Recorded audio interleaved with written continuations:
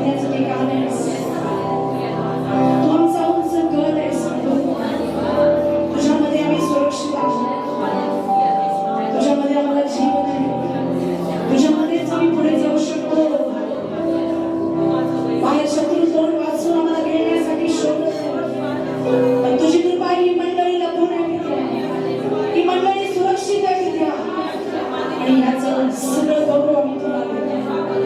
ती पुन्हा उभारले तुझ्या पवित्र आत्म्याने. कारण बलाने नाही, पराक्रमाने नाही, तर केवळ तुझ्या आत्म्याने कार्यसिद्धी होते.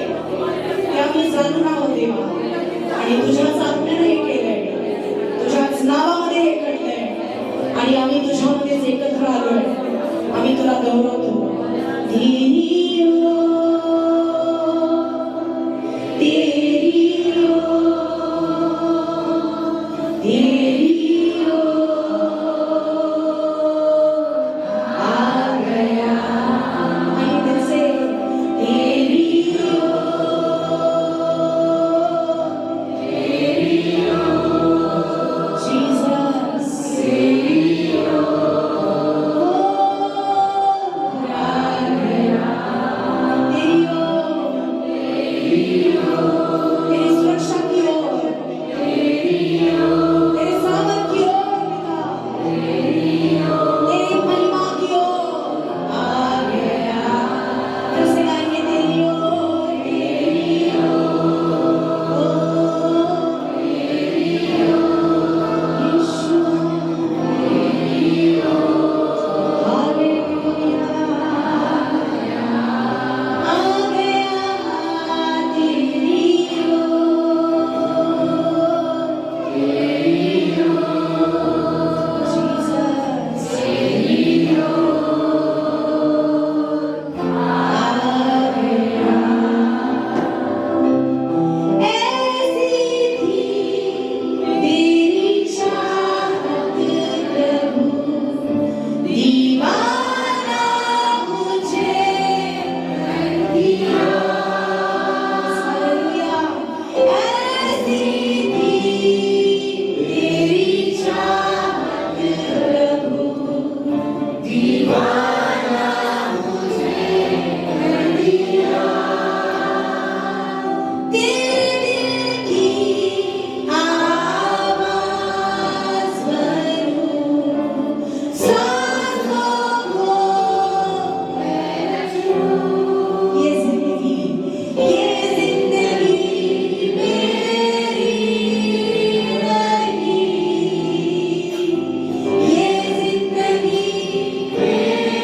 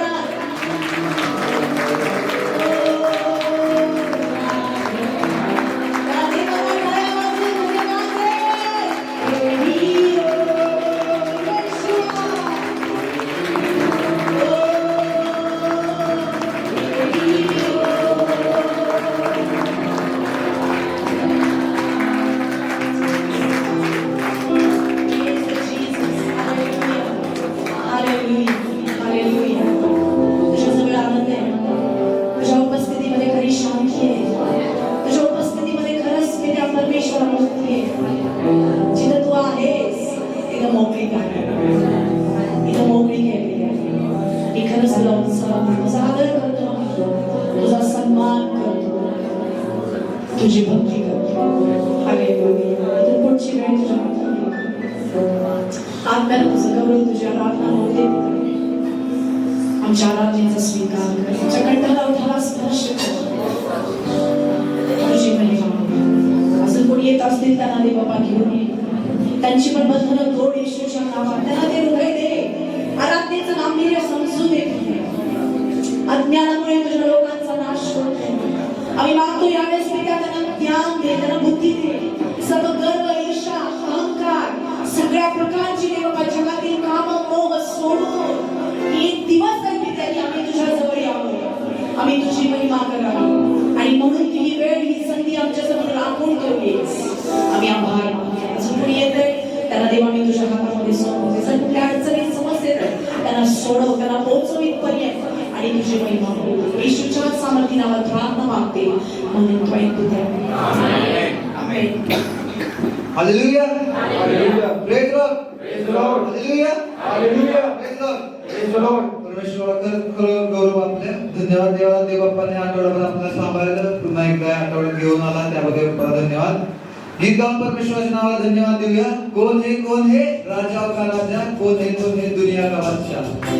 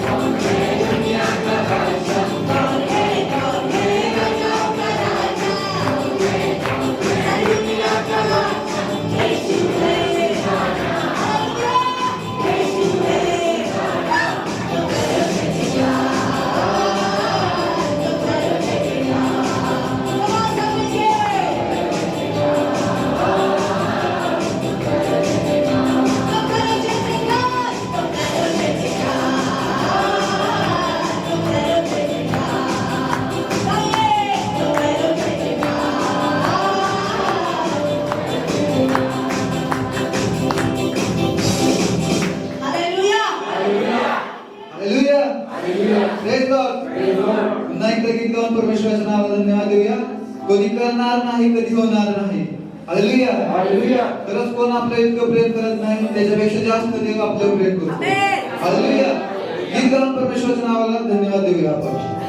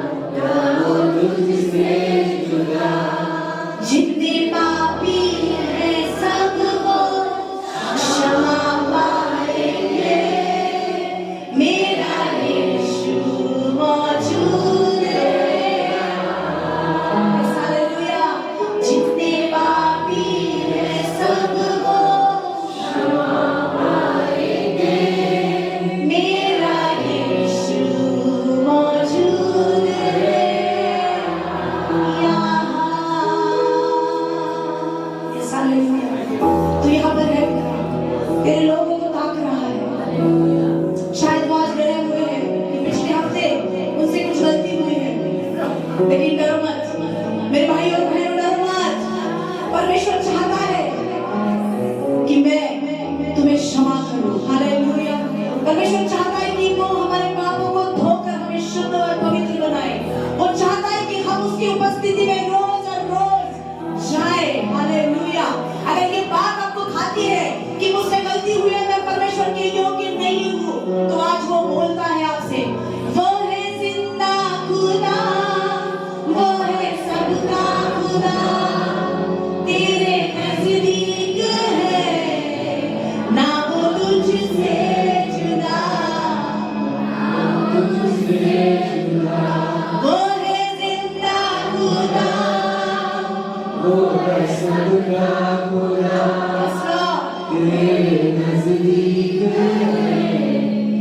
ना वो तुझसे जुदा, ना वो जितने पापी है सब वो क्षमा पाएंगे, मेरा यीशु मौजूद है। आइए आनंद से कहेंगे, जितने पापी है सब वो क्षमा पाएंगे, मेरा यीशु मौजूद है। हमें बस एक ही काम करना है, उसकी महिमा करो, बंधन टूट जाएंगे, मेरा यीशु मौजूद है यहाँ। आपके मनों में, आपके हृदय में परमेश्वर काम कर रहा है। इसी वक्त उसकी आत्मा, उसके स्वर्गदूत आपके हृदय में कुछ हलचल मचा रहे हैं। हालेलुया, वो आपको क्षमा कर रहा है, वो आपके आंसू को पहुंच रहा है, आपके दर्द को मिटा रहा है, आपके जख्मों को वो भर रहा है। वो नई तेल और दाखरस लगाकर आपको छू रहा है। जितने बीमार हैं चंगे हो जाएंगे, मेरा यीशु मौजूद है। यस, हालेलुया, अपने हाथों को उठाकर, जितने बीमार हैं नया बल पाएंगे, मेरा यीशु मौजूद है। हालेलुया, जितने कमजोर हैं नया बल पाएंगे, मेरा यीशु मौजूद है। धीरे जितने रुके काम हो जाएंगे, तेरा यीशु मौजूद है यहाँ। जितने पापी हैं सब वो क्षमा पाएंगे, तेरा यीशु मौजूद है यहाँ। आइए स्वीकारेंगे उसकी क्षमा को स्वीकारते हुए, ताली बजाते हुए उसके नाम को धन्यवाद देंगे।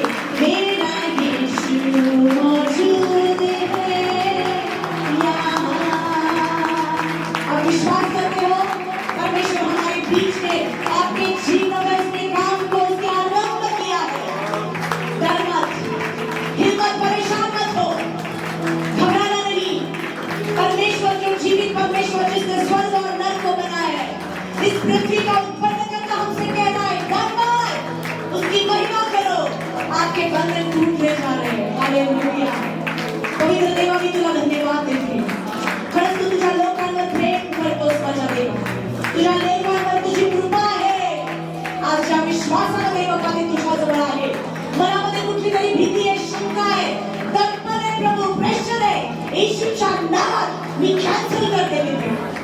कुणीतरी बोललेले चुकीचे शब्द आहेत, उद्गार आहेत जे त्यांच्या जीवनावरती जखम झाली आहे, आज येशूच्या नावामध्ये दे बाबा, तू तुझ्या सामर्थ्याने त्यांना तेल आणि दाखरस लावत आहेस। ते बरे होते, ते बरे होते।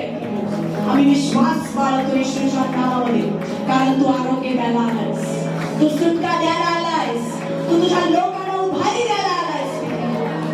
हालेलुया, तुझी लोक सेम नाही जाणार, तुझी लोक सेम नाही राहणार। तुझ्या कृपेनं, तुझ्या दयेनं, तुझ्या क्षमेनं भरून जाणार। आज ते आनंद घेऊन जाणार। सगळं दुःख, सगळं टेन्शन, सगळी काळजी, तळमळ इथं पडत आहे येशूच्या नावामध्ये। आज पायाखाली पुरवा त्या सैतानाला। हालेलुया, उसकी महिमा करो, बंधन टूट जाएंगे, तेरा यीशु मौजूद है यहाँ। जितने बीमार हैं चंगे हो जाएंगे, तेरा यीशु मौजूद है यहाँ।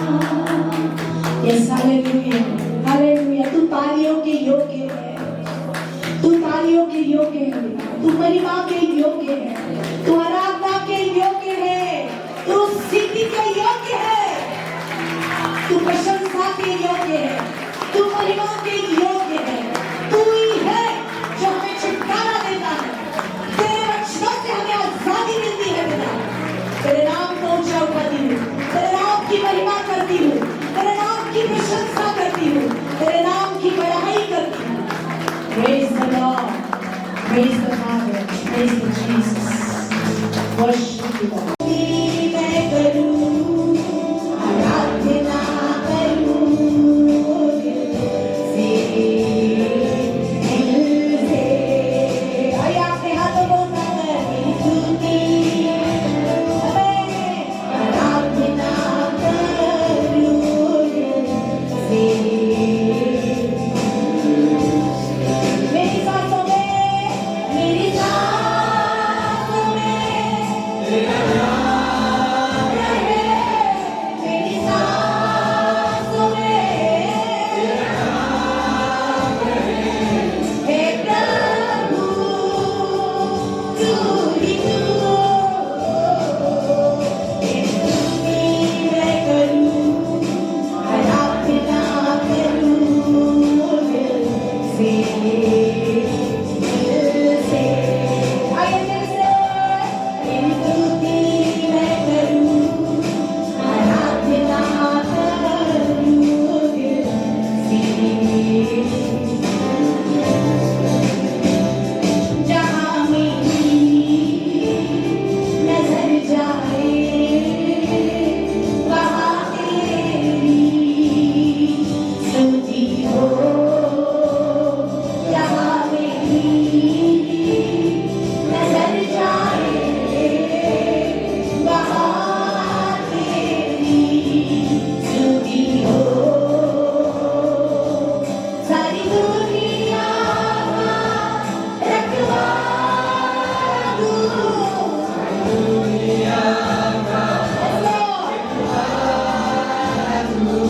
हे प्रभु तू ही तू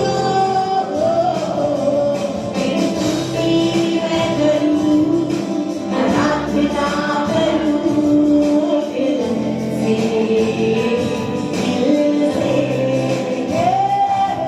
तेरी स्तुति मैं करूं आराधना करूं दिल से आराधना करूं दिल से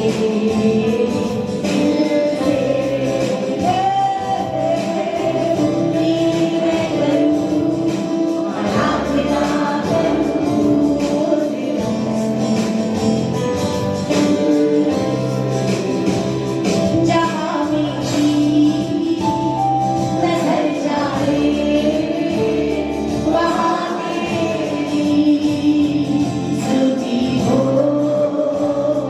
जहाँ मेरी नजर जाए वहाँ तेरी स्तुति हो सारी दुनिया का सारी दुनिया का हे प्रभु तू ही तू तेरी स्तुति मैं करूं आराधना करूं दिल से तेरी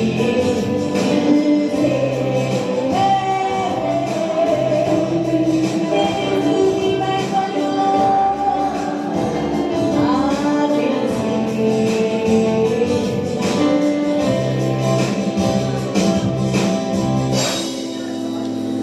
सारी दुनिया का रखवाला तू सारी दुनिया का रखवाला तू हे प्रभु तू ही तू तेरी स्तुति मैं करूं आराधना करूं दिल से आइए अपनी आवाज उठाकर तेरी स्तुति मैं करूं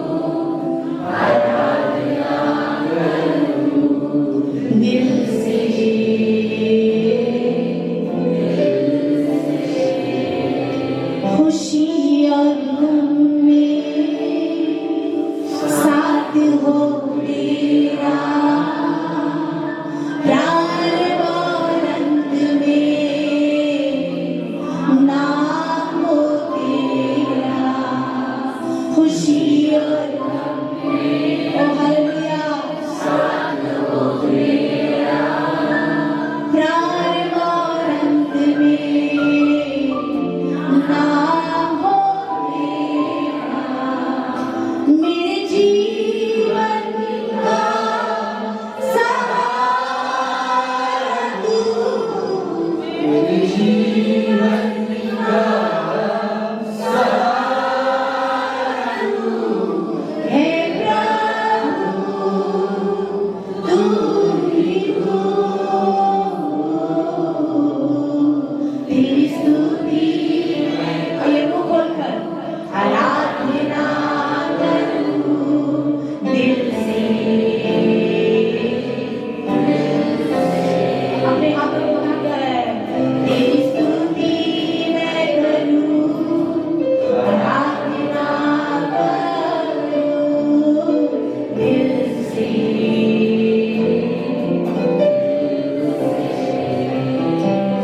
अगर हम दिल से आराधना करेंगे तो वो दिल से हमें आशीष देगा। अगर हम अपनी पूरी मन से उसको महिमा देंगे वो उसके पूरे हृदय के साथ हमारी ये चंगाई को भेजेगा, हमारे लिए आशीष को देने जा रहा है परमेश्वर। तेरी स्तुति मैं करूं आराधना करूं दिल से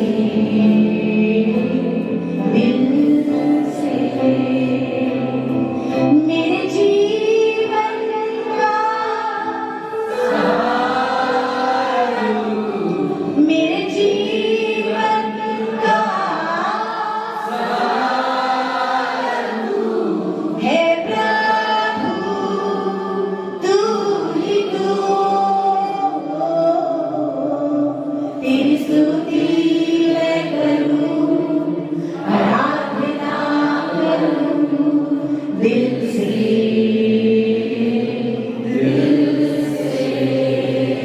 Yes, Lord. दिल से तुझे धन्यवाद देते हैं, तेरी आराधना करते हैं इस पर हे परमेश्वरा महिमा पराक्रम शोभा विजय व वैभव हे तुझीच आहे आकाश व पृथ्वीवर जे काही आहे ते सर्व तुझेच हे परमेश्वरा राज्य तुझेच तू सर्वाहून श्रेष्ठ व उन्नत आहेस धन व मान तुझपासून प्राप्त होतं तू सर्वावर प्रभुत्व चालवतोस सामर्थ्य व पराक्रम तुझ्याच हाती आहे लोकांस थोर करणे व सर्वात सामर्थ्य देणे हे तुझ्याच हाती आहे तर आता हे आमच्या देवा आम्ही तुझा आभार मानतो तुझ्या प्रथमी नावाची स्तुती करतो तुझ्या वचनातून आज माझ्याशी बोल तुझी सर्व वचने आमेन मध्ये मी स्वीकारतो परमेश्वर विद्या तुझा आत्मा या ठिकाणी उपस्थित आहे आणि आम्ही सगळेजण तुझी लेकरे या नात्यानं तुझ्या शरणाजवळ येतो आणि तुला धन्यवाद देतो की तू आम्हाला या ठिकाणी एकत्र केलं प्रार्थना करण्यासाठी संधी दिलीस विशेष करून प्रभुदेवा तुझं वचन ऐकण्यासाठी आमचे कान उघड प्रभुदेवा आणि आम्ही प्रभुदेवा आमच्या मनाला आमच्या अंतःकरणाला तुझ्या गौरवी हातामध्ये समर्पित करतो आणि प्रार्थना करतो प्रभुदेवा की प्रभू आमचा आत्मा तुझा आवाज ऐकण्यासाठी उल्हासित आहे तुझा आवाज ऐकण्यासाठी आम्ही तयार आहोत पित्या आणि आमच्याशी तू बोल आणि आमच्या जीवनासाठी लागू असणाऱ्या गोष्टी ज्या प्रभुदेवा आम्हाला भविष्यात आनंदी करतील सुखी ठेवतील शांतीने भरतील पित्या अशा गोष्टी आम्हाला तू तुझ्यापासून दे पित्या आम्ही प्रत्येकाचं अंतःकरण आम्ही तुझ्या गौरवी सामर्थ्य हातामध्ये समर्पित करतो प्रभूजी आमची प्रार्थना तू ऐकत आहेस तुझा आभार मानतो तुझ्या नावाला धन्यवाद आणि स्तुती करतो प्रभू सर्व गौरव महिमा आम्ही तुला देतो इथं बसलेल्या प्रत्येकाचा ताबा तुझ्या हातात देतो येशूच्या नावामध्ये आमेन हालेलुया बसूया आपण सगळे थोडासा बदल यासाठी थोडासा वाटतो प्रेज लॉर्ड आज आपण तोच विषय पुढे घेऊन जाणार आहोत जो आपण शिकत होतो आणि मागच्या आठवड्यात मी तुम्हाला सैतानाच्या ज्या डावपेच आहेत त्या डावपेचाला समजून घ्या त्याच्याविषयी मी तुम्हाला सांगितलं होतं हा जो संदेश आहे हा संदेश तयार करत असताना जवळपास 5 भाग आहेत त्याचे आतापर्यंत 2 भाग झाले तिसरा आहे अजून एक 2 भाग आहे पण हे तयार करत असताना इतक्या त्रासातून मी गेलेलो आहे, इतक्या तुम्हाला ठाऊक आहे की सैतानाविषयी जाणून घ्यावं असे सैतानाची अजिबात इच्छा नाही. कारण प्रत्येकाला तो अंधारात ठेवू इच्छितो. त्याची इच्छा असते की तुम्ही अंधारात राहावं, कारण जितकं तुम्ही अंधारात राहाल तितकं त्याचा फायदा आहे. जितकं तुम्हाला माहिती होणार नाही तितकं त्याचा फायदा आहे. कारण एखाद्या गोष्टीची माहिती झाली तर आपण अवेअर होतो, सावध होतो की आपल्याला काय करायचं नेमकं या गोष्टीविषयी, आणि म्हणून तो तुम्हाला माहिती होऊ देत नाही, माहिती तुम्हाला त्याच्याविषयी जाणीव होऊ देत नाही, तो तुम्हाला नॉलेज घेऊ देत नाही. बायबल वाचून न देण्याचं सर्वात मोठं कारण काय माहितीये? कारण तुम्हाला ज्ञान होईल, कारण तुम्हाला माहिती होईल. बायबल सांगतं नीतिसूत्राच्या पुस्तकामध्ये वारंवार की ज्ञान रस्त्यावर पुकारा करत आहे. ते जो कोणी आहे त्याचा आवाज जो कोणी ऐकेल त्याला तो बोलवत आहे, या माझ्याकडे जीवनाचं पाणी फुकट प्या असं ते म्हणत नाही. कारण जो कोणी भोळा आहे तिकडं वळो आणि त्यानं ज्ञान घ्यावं अशी ज्ञानाची इच्छा आहे. म्हणजेच काय, देवाचा आवाज जो आहे तो सर्व जगातल्या लोकांना बोलवत आहे की तुम्ही वाचा, म्हणजेच तुमचा बचाव होईल, म्हणजेच तुमच्या जीवनामध्ये तुम्हाला समजेल की नेमकं काय करायचं. आणि म्हणून सैतानाची वारंवार अशी इच्छा असते की तुम्हाला मला त्या गोष्टीविषयीची माहिती होईल. आणि हे तयार करत असताना मला त्या गोष्टी जाणवल्या की सैतान कोणत्या प्रकारचं आक्रमण करतो, कोणत्या प्रकारे त्रास देतो की आपण लिखाण करू नये किंवा आपण त्या गोष्टीविषयीचा अभ्यास करू नये, आपण त्याच्या गोष्टीचं मनन करू नये, यासाठी तो सतत प्रयत्नशील असतो. पण देवाने मात्र मला मदत केली. पवित्र आत्मा मात्र तुम्हाला मला सहाय्य करण्यासाठी उत्सुक आहे. पवित्र आत्मा मात्र आपल्याला जाणीव करून देण्यासाठी उत्सुक आहे की माहिती करून घ्या, जाणून घ्या आणि सावध राहा आणि त्याच्यातून बाहेर निघा. Praise the Lord, hallelujah. कारण माहिती आपण करून घेतली की आपण लगेच बाहेर निघणार आणि विजयशाली जीवन जगणार. हालेलुया. कारण विजयशाली जीवन जगण्यासाठी तुम्ही आणि मी जिवंत आहोत, तुम्ही आणि मी निवडलेले आहोत, तुम्ही आणि मी आपण सगळेजण बोलावलेले आहोत. आपण हारलेलं जीवन किंवा एक प्रकारे हारलेल्या मानसिकतेनं जीवन जगण्यासाठी तुम्ही आणि मी बोलवलेलं नाही. आपल्याला विजयशाली जीवन जगण्यासाठी देवबापाने बोलवलेलं आहे. तर आज आपण सैतानाचं कॅरेक्टर समजून घेणार आहोत. हालेलुया. जसं प्रभूचं कॅरेक्टर आहे तसं सैतानाचं पण कॅरेक्टर आहे. वाचा माझ्या बरोबर. सैतानाचं कॅरेक्टर आपल्याला समजून घ्यायचं. कारण तुम्ही जोपर्यंत त्याच्या या ठिकाणी काही स्लाइड्स तुम्हाला दाखवण्यात येतील, पण त्या स्लाइड महत्वाच्या नाहीये, तर त्या ठिकाणचं जे अक्षर आहे, बरेचसे अक्षर तुम्हाला दिसतील, तुम्हाला फक्त स्पष्टीकरण समजावं यासाठी आहे. केवळ तुमचं मनोरंजन करण्यासाठी नाहीये, तर स्पष्टीकरण समजेल तुम्हाला. बऱ्याचशाच गोष्टी समजतील की ज्यामधून तुम्हाला बऱ्याचच जे त्या ठिकाणची चित्र आहेत ती चित्र तुम्हाला हे दाखवतील की त्यामध्ये काय लपलेलं आहे आणि सैतान नेमकं कोणत्या प्रकारच्या अपेक्षा बाळगतो. एक माणूस आहे की जो त्याला दाखवत आहे की शत्रूचं काय करा, समजून घ्या, शत्रूचं कॅरेक्टर समजून घ्या, आणि कॅरेक्टर समजल्याशिवाय तुम्ही पुढे जाऊ शकत नाही. देवाच्या वचनावर तुम्हाला मला जास्त फोकस करायचा आहे. आणि सैतानाचं पहिलं जे कॅरेक्टर आहे तो सैतान खोटा आहे. बरोबर सांगा, सैतान खोटा आहे, सैतान लबाड आहे. सैतान काय आहे बरं? लबाड आहे. येशू ख्रिस्त काय म्हणाला योहानाचं शुभवर्तमान 8वा अध्याय 26 वचनामध्ये? या ठिकाणी हिंदीमध्ये वचन असणार आहे, हिंदीमध्ये वचन असेल. 8वा अध्याय 26 वचन, त्याच्यानंतर बरोबर वचन आहे, या स्लाइड नंतर वचन आहे. योहानाचं शुभवर्तमान 8वा अध्याय 26. मराठीमध्ये आपल्यामध्ये ब्रदर आहेत ते वाचतील. तुम्ही आपला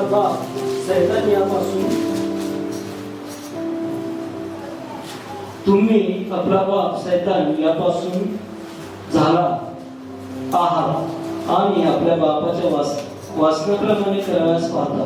तो प्रारंभापासून मनुष्य घातक आहे आणि तो सत्यता टिकला नाही, कारण त्याच्यामध्ये सत्य नाही. तो खोटे बोलतो, ते स्वतःहूनच बोलतो, कारण तो लबाड व लबाडाचा बाप आहे. सैतान हा लबाडीचा बाप आहे. त्याचं पहिलं जे कॅरेक्टर आहे तो लबाड आहे, तो खोटा आहे. ही गोष्ट मनुष्याला ज्यावेळेस समजते त्यावेळेस तो त्याच्या लबाडीवर विश्वास ठेवत नाही, तो त्याच्या खोटेपणावरती विश्वास ठेवत नाही. ज्यावेळेस प्रभू येशू ख्रिस्त ही गोष्ट शिकवत होता आणि सांगत होता, त्याच्या समोर असे ज्ञानी लोक होते, असे हुशार लोक होते की जे एक वेगळ्या प्रकारचं धार्मिकतेचं ढोंग करणारे माणसं होते.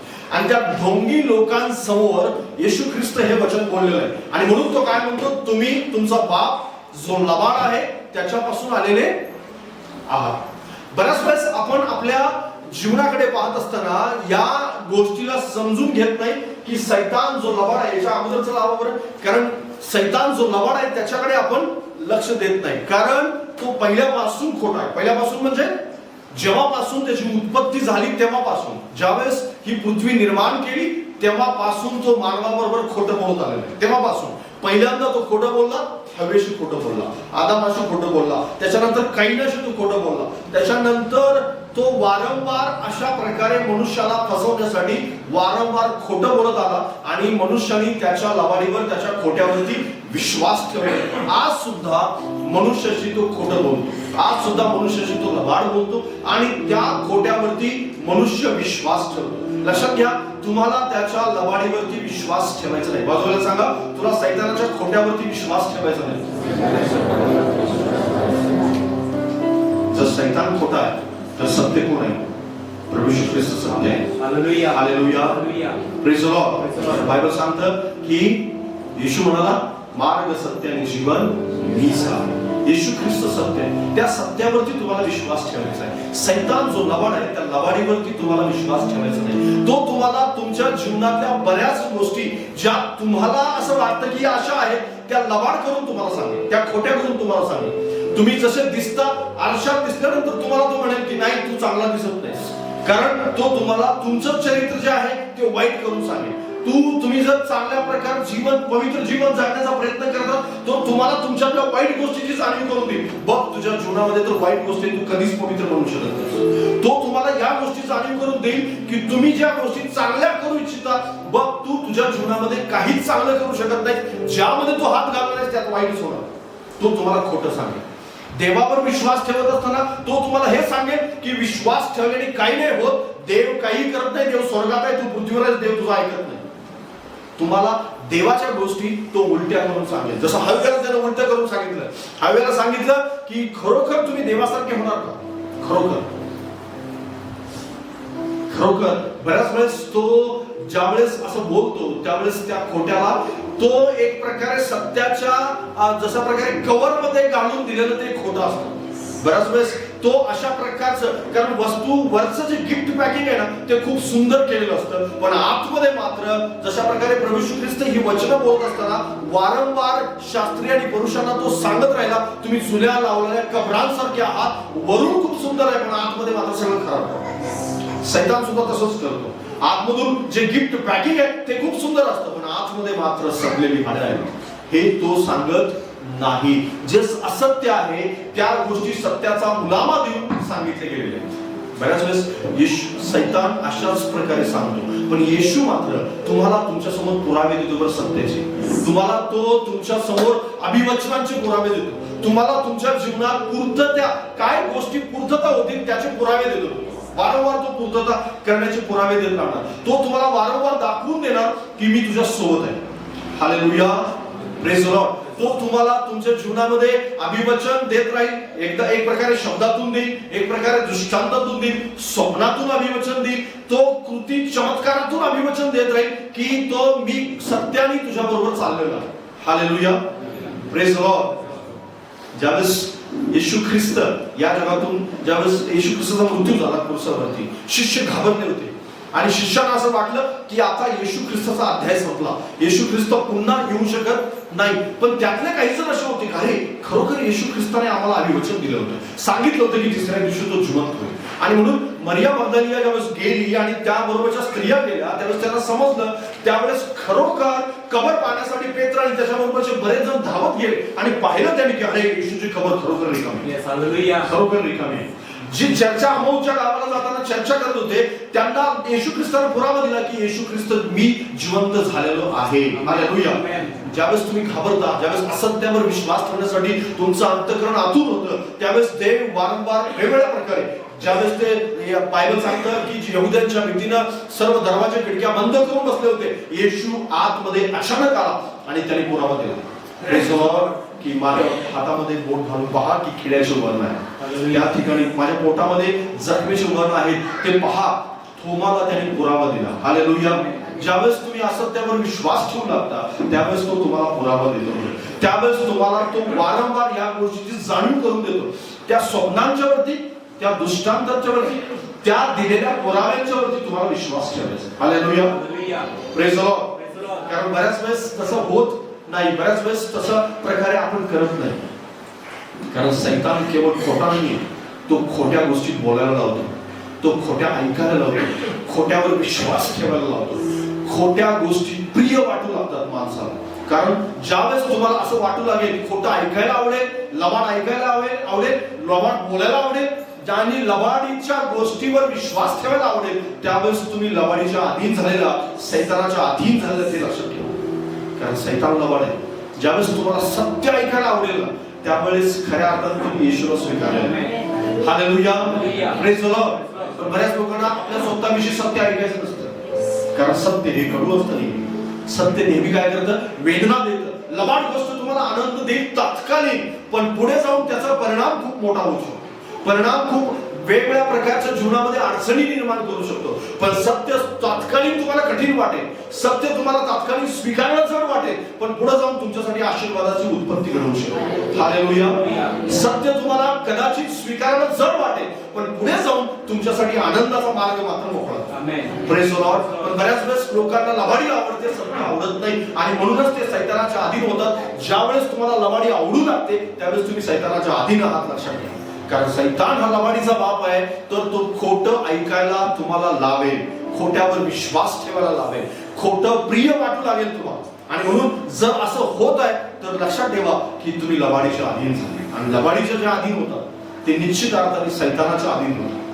कारण तोच लबाड आहे, तो सुरुवातीपासून खोटा होता आणि आतापर्यंत तो खोटा आहे. आणि ते त्याचं कॅरेक्टर आहे, तो ते बदलणार नाही, लक्षात घ्या. ते तसंच राहणार आहे. त्याच्यावर तुम्हाला त्याच्यापासून पळून जायचं. बऱ्याच वेळेस लोक काय करतात माहिती आहे काय? त्याला मेंटेन करायचा प्रयत्न करतात. मी शमशोन आणि योसेफाच्या जीवनाचा दोघांचा अभ्यास करत होतो. एक प्रकारे ज्याला आपण म्हणतो तुलनात्मक दृष्ट्या अभ्यास करतो. तुम्हाला माहिती आहे शमशोन आणि योसेफामध्ये एक डिफरन्स आहे. दोघांच्या मध्ये एक डिफरन्स, फरक आहे. तो फरक काय की योसेफ पापापासून पळून गेला. बायबल असं सांगतं की त्यानं आपली वस्त्र तिथंच टाकली, आपली वस्त्र टाकली आणि तो पळून गेला. पण शमशोन मात्र डील करत राहिला. डील करत राहिला म्हणजे सॉल्व्ह करण्याचा प्रयत्न करत राहिला. आणि शमशोन फसला. पापासोबत तुम्ही डील नाही करू शकत, तुम्ही सैतानासोबत डील नाही करू शकत. ठीक आहे, मी त्याला समजावून सांगतो, नाही, दलिलेला कोणी समजावून नाही सांगू शकत. दलिलेपासून तुम्हाला पळावंच लागेल. सैतानाला तुम्ही समजावून नाही सांगू शकत. तो बदलणार नाही, त्याचं कॅरेक्टर आहे, तो खोटा आहे, तो खोटाच राहणार. त्याला तुम्ही बदलू नाही शकत, त्याला तुम्ही परिवर्तित नाही करू शकत, त्याला तुम्ही समजावून नाही सांगू शकत. त्याला त्याच्यापासून तुम्हाला पळून जायचं. हालेलुया. सैतानापासून तुला पळून जायचं. बाजूला सांग, सैतानापासून तुला पळून जायचं. त्याच्यापासून तुम्हाला त्याला बाहेर आपलायचंय, त्याला बाहेर काढायचंय तुमच्या जीवनातून. ज्यावेळेस तुम्ही पापासोबत डील करायला लागल ना, त्यावेळेस तुम्ही मात्र फसाल. हे लक्षात घ्या. तुम्ही डील करत बसू नका, कारण डील करणं हे धोकादायक होऊ शकतं. शमशोनासाठी काहीही प्रॉब्लेम नव्हता. शमशोनाला काही समस्या नव्हती. शमशोन सामर्थ्य होता, खूप हुशार होता, खूप ताकदवान होता, आणि देवासोबत खूप नातं चांगलं होतं. देवाचा आत्मा अचानक त्याच्यावरती यायचा, सगळं काही व्यवस्थित होतं. पण एकच गोष्ट मात्र चुकली गेली आणि तो फसला. तो डील करायला निघाला, आणि एकदा नाही, दोनदा नाही, तीनदा त्याने डील केलं. चौथ्या वेळेस मात्र तो फसला. कारण बऱ्याच वेळेस होतं काय की तुम्हाला असं वाटेल की मी एकदा जिंकलो, दुसरा जिंकलो, तिसरा जिंकलो, पण वारंवार तुमचा विजय असणार नाही. काही वेळेस तुमची तात्कालीन तुम्हाला विजय दिला जाईल यासाठी की तुमच्या अनंत काळापर्यंत हार व्हावी. लक्षात येते मी काय सांगतो? अनंत काळापर्यंत हार होण्यासाठी तात्कालीन विजय देतो सैतान. ठीक आहे, आता घे, पण नंतर सगळंच काढून घेणार नाही, काहीच ठेवणार नाही. अगदी कपडे फाडेवरून काढून घेणार सगळं. असं करतो बरंच वेळ. शमशोनाला तात्कालीन विजय दिला. शमशोनाला वाटलं बघ मी कसं काय दलिलेला फसवलं, दलिलेला मी खोटं सांगितलं. पण एक दिवस असा आला की सगळं काढून घेण्यात आलं, त्याचे डोळे सुद्धा काढले, काय नाही ठेवलं. त्या अधिकार गेला, संपलं, शरीर संपलं, आणि शेवटी त्याला हे म्हणायची वेळ आली की यांच्याबरोबर मला पण मरण येऊ दे. का? कारण देवाची इच्छा नव्हती की त्याला मरण यावं. देवाची इच्छा नव्हती की तो तात्कालीन लगेच मरावा आणि म्हातारा होण्याच्या अगोदरच मरावा, बलिष्ठांनी त्याचे डोळे फोडावे. हे प्रभूची इच्छा नव्हती, हे त्याला स्वीकारलेलं होतं. आणि बऱ्याच वेळेस तसं करतो मनुष्य, कारण लबाडीवर विश्वास ठेवला जातो. लबाड सैतान लबाड आहे, त्याचं जे कॅरेक्टर आहे त्याला तुम्ही चेंज नाही करू शकत. त्याला तुम्हाला हाकलावं लागेल, बाहेर काढावं लागेल. चालता हो माझ्यापासून. बायबल सांगतं की देवाच्या अधीन व्हा आणि त्याला बाहेर काढा, तू तुमच्यापासून पडतो. Praise the Lord, hallelujah. आणि म्हणून तुम्हाला काय करावं लागेल, सैतानाच्या त्या लबाडीच्या कॅरेक्टरला विश्वास ठेवावा लागेल त्याच्यावरती आणि म्हणावं लागेल की तू बाहेर निघ. कारण जर तुम्ही खोटे बोलत आहात किंवा खोट्यावर तुमचा विश्वास आहे, खोटं बोलण्यासाठी तुमचं जीभ अजिबात तुम्हाला त्रास नाही होत आहे, याचा अर्थ तुम्ही लबाडीच्या अधीन झाला. मग तुम्ही ते कोणासोबत पण बोला. तुम्ही मग आपल्या जोडीदारासोबत बोला, आपल्या घरातल्या लोकांसोबत बोला, आपल्या कामाच्या ठिकाणी बोला, कुणासोबत पण बोला. बऱ्याच वेळेस लोक लबाडीच्या अधीन झालेत माहिती तुम्हाला. सगळीकडे खोट्या खोट्या गोष्टी आहेत आणि मोबाईल तर माणसांना खोट्यासाठी अत्यंत चांगल्या प्रकारचं माध्यम झालेलं आणि त्यांना या गोष्टी पटतच नाही. विश्वास करण्याला सुद्धा या गोष्टीवर त्यांचा विश्वास नाहीये की येशू ख्रिस्त म्हणाला मार्ग, सत्य आणि जीवन मी आहे. त्याच्यामधला सत्य हा शब्द तू विसरू नका. कारण येशू म्हणाला की मी सत्य आहे आणि त्या सत्यावरती तुमचा विश्वास असायला की सत्य बोलण्यासाठी, खरं बोलण्यासाठी परमेश्वराने माझी निवड केलेली आहे. हालेलुया. जितकं होता येईल. तुम्हाला असं वाटू देऊ नका की मी जगाला फसवत आहे, तुम्ही स्वतःला फसवत आहात. कारण सैतानाने बऱ्याच वेळेस अशा प्रकारे लोकांना त्या विजयामध्ये गुंतवून ठेवलेलं आहे. बघ लोक कसं तुझ्या खोट्यावरती अगदी सहज विश्वास ठेवतात. का सहज विश्वास ठेवतात माहितीये? कारण तुमचं अनंत काळासाठी हार व्हावी यासाठी विश्वास ठेवला जातो. तुमचे हार होऊ नये यासाठी तुम्हाला लबाडीतून पूर्ण बाहेर यावं लागेल. कारण ते त्याचं कॅरेक्टर आहे. दुसरं कॅरेक्टर तो गर्विष्ठ आहे किंवा अभिमानी.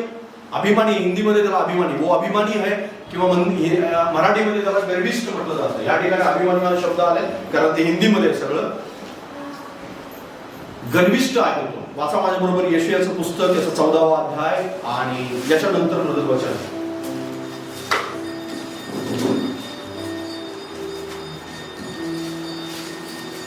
यशाया 14 12 पासून 20 पर्यंत. तुम्ही घरी जाऊन, इतकं आपल्यासाठी वाचण्यासाठी वेळ नाहीये, मी नंतर घरी जाऊन वाचू शकता इतकं मोठं. पण 12, 13, 14 पर्यंत वाचा बद्दल. यशाया 12 अध्याय 12 पासून 14 पर्यंत वाचा. हे देवी आम्हा ताऱ्या प्रभापुत्रा, तू आकाशातून कसा पडलास, राष्ट्रास लोळवणाऱ्या तुला धुळीत कसे टाकले. जो तू आपल्या मनात म्हणालास मी आकाशात चढे, देवाच्या प्रारंगणाहून माझे सिंहासन उंच करेन, उत्तर भागातील देवसभेच्या पर्वतावर मी विराजमान होईल. मी मेघावर आरोहण करेन आणि परात्परापास समान होईल. 14 पर्यंत वाचलं. या ठिकाणी लिहिले की तो गर्विष्ठ आहे. बाजूला सांगा, सैतानाचं दुसरं कॅरेक्टर तो गर्विष्ठ आहे. सैतान गर्विष्ठ आहे आणि जो गर्विष्ठ आहे तो सैतानाचा अधीन आहे. Praise the Lord. जो गर्विष्ठ आहे तो सैतानाच्या अधीन आहे. बाजूला सांगा, जो गर्विष्ठ आहे तो सैतानाच्या अधीन आहे. याच्यावर तुमचा विश्वास असो अथवा नसो.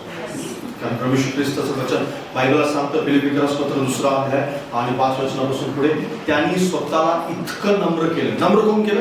प्रभू येशू ख्रिस्त. हालेलुया. आणि सैतानाने इथं उलट आहे की सैतानाने काय केलं? आपलं सिंहासन उंच केलं आणि येशू सिंहासन सोडून पृथ्वीवरती आला. Praise the Lord. हालेलुया. येशू आपलं सिंहासन सोडून तुमच्या आणि माझ्यासाठी पृथ्वीवर आला. पण एक जो सिंहासनास पात्र नव्हता तो मात्र सिंहासनावर जाण्याचा प्रयत्न करतो. सिंहासनावर जाण्यासाठी तो पात्र नाहीये तरी सुद्धा सिंहासनावर त्याला बसायचं जाऊ. आणि जो पात्र नसताना सिंहासनावर जाण्याचा प्रयत्न करतो तो गर्विष्ठ आहे, तो अभिमानी आहे, लक्षात घ्या. आणि त्याने स्वतःचं सिंहासन वाढवण्यासाठी, देवापेक्षा उंच जाण्यासाठी प्रयत्न केलेले. आज विश्वासणारे गर्भामध्ये इतके गुरफटून गेलेले की त्यांना त्यांच्या नावासमोर लेबल हवं.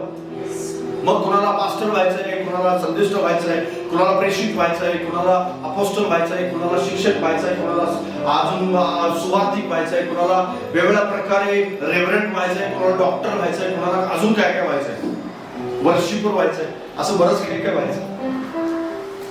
पण तुम्हाला माहिती आहे, ज्यावेळेस एखादी गोष्ट तुम्हाला परमेश्वर जबाबदारी देतो त्यावेळेस त्या जबाबदारी सोबत म्हणजे एखादं नाव देतो, समजा एखादा पास्टर आहे किंवा एखादा अपॉस्टल आहे किंवा एखादा सुवार्थिक आहे, तर त्याच्यासोबत एक खूप मोठी जबाबदारी आलेली असते, खूप मोठी जबाबदारी त्यासोबत आलेली असते. कुठल्याही व्यक्तीसोबत जर एखादा देवाच्या सेवकाला परमेश्वराने सांगितलेलं आहे की हे गोष्ट, कारण बायबल सांगतं की ज्याला जास्त दिले त्याच्याकडून जास्त मागण्यात येईल. Praise the Lord. पण बऱ्याच लोकांना हे ठाऊक नाहीये की जर मी पुढे वाढण्याचा किंवा वरती जाण्याचा प्रयत्न करतोय तर माझ्याकडून मागणी सुद्धा जास्त केली जाते. तुम्ही जर तुमच्या नावासमोर जर सुवार्तिक लावलं तर तुम्ही किती सुवार्थ सांगितली याचा हिशोब तुम्हाला व्यक्तिगत द्यावा लागणार हे लक्षात घ्या. Praise the Lord. तुम्ही मागितलं प्रभूला की प्रभू मी ज्याच्या डोक्यावर हात ठेवेन त्या माणसाला आरोग्य प्राप्त व्हावं, हे जर तुम्ही मागितले तर देवानं जर तुम्हाला ते दान दिलं तर तुम्हाला देव हिशोब विचारणार किती लोकांच्या डोक्यावर हात ठेवला. येशू ख्रिस्ताने जेव्हा दोघांना पाठवलं गावामध्ये आणि त्याला सांगितलं जा सुवार्थ सांगा, आरोग्याचं दान दिलं, सगळ्या गोष्टी दिल्या आणि आल्यानंतर येशू त्याला विचारलं काय काय केलं म्हणून. रिपोर्ट घेतला सगळ्यांच्याकडून. तुम्हाला प्रत्येकाकडून ज्यांनी पण देवाकडून जे काही मागितलेलं आहे त्या प्रत्येक गोष्टीचा हिशोब द्यावा लागेल. बायबल सांगतं अशा प्रकारे. तुम्ही असं समजू नका की विश्वास करणारा काहीच हिशोब द्यायचा नाही. हा गोड गैरसमज आहे विश्वास करायचा की विश्वास करणारा ते न्यायातून पलीकडे गेले. नाही नाही नाही नाही न्यायातून तुम्ही सार्वकालिक न्यायातून पलीकडे गेले पण हिशोबाच्या न्यायातून नाही पलीकडे गेले. तुम्हाला प्रत्येकाला हिशोब द्यायचा, माझ्या सहित मला पण द्यायचं. Praise the Lord. तुम्हाला सगळ्यांचा हिशोब द्यायचा मला. तुम्हाला मी जे काही शिकवत आहे ना त्याचा हिशोब मला द्यायचा आहे. देव मला त्याचा विचारणार आहे की हा आत्मा मी तुझ्याकडे पाठवला त्याचं काय केलंस तू, त्याला काय शिकवलं, काय नाही सांगितलं, त्याच्या संकटात अडचणी तू त्यासाठी प्रार्थना केलीस का, त्याला योग्य वेळेस योग्य सल्ला दिला की नाही याची तपासणी केली जाणार आहे. लक्षात. माझी तपासणी होईल, तुमची नाही होणार. पण बऱ्याच लोकांना पात्रता असताना काय करायचंय, वरती जायचंय. सैतानाने सुद्धा पात्रता नसताना वरती जायचा प्रयत्न केला. जर तुम्ही अशा प्रकारच्या अंतकरणाने चाललाय तर सैतानाचं कॅरेक्टर तुमच्यामध्ये, कारण ते कॅरेक्टर येऊ नये यासाठी तुम्हाला गर्विष्ठपणातून बाहेर यावं लागेल. जो नम्र आहे तो सैतानाच्या त्या कॅरेक्टर पासून पण बाजूला. कारण नम्र लोकांचं बायबल सांगतं देव गर्विष्ठांचा विरोध करतो आणि नम्र लोकांना तो उंच करतो. Hallelujah hallelujah. जर तुम्हाला गर्विष्ठ व्हायचंय तर तुम्ही सैतानाच्या ऑटोमॅटिक अधीन झाले, तुम्ही न म्हणता सुद्धा. कारण मी या गोष्टीवर अभ्यास करत असताना खूप काही गोष्टी परमेश्वराने मला शिकवल्या. काही लोक सैतानासोबत फॅमिलियर झालेले असतात. फॅमिलियर म्हणजे ते जसे काही ते त्यांच्या घरातले सदस्य आहेत, एक प्रकारे घरातल्या सदस्यासोबत जगायला शिकलेत. सैतानाबरोबर लोक सैतानाबरोबर जगायला शिकलेत. त्यांना त्याचं वाईट वाटत नाही, त्याला ते कुरवाळत नाही. कुरवाळत म्हणजे जर ठीक आहे माझा आहे, कारण गर्विष्ठपणाला लोक कुरवाळत आहेत, खोट्याला लोक कुरवाळत आहेत. जर खोट्याला कुरवाळत आहात तर तुम्ही सैतानाचा सोबत फॅमिलीवर झाला. जर तुम्ही गर्विष्ठपणाला कुरवाळत आहात तर लक्षात घ्या तुम्ही सैतानासोबत फॅमिलीवर झाले. कारण खूप लोकांचं जीवन मी पाहिलेलं आहे की त्यांना त्यांच्या शिक्षणाचा गर्व आहे, त्यांना त्यांच्या पैशाचा गर्व आहे, त्यांना त्यांच्या सुंदरतेचा गर्व आहे, त्यांना त्यांच्या जवळ असलेल्या उपलब्धतेचा गर्व आहे, त्यांच्या जवळ असलेल्या टॅलेंटचा त्यांना गर्व आहे, त्यांच्या जवळ असलेल्या वेगवेगळ्या प्रकारच्या गोष्टी ते अमुक गावचे आहेत याचा त्यांना गर्व आहे. बऱ्याच लोकांना त्यांच्या जातीचा गर्व आहे, त्यांच्या धर्माचा गर्व आहे. पण हे सगळे गर्व बाजूला करा. त्या लक्षात घ्या तुम्ही मी माणूस आहोत केवळ.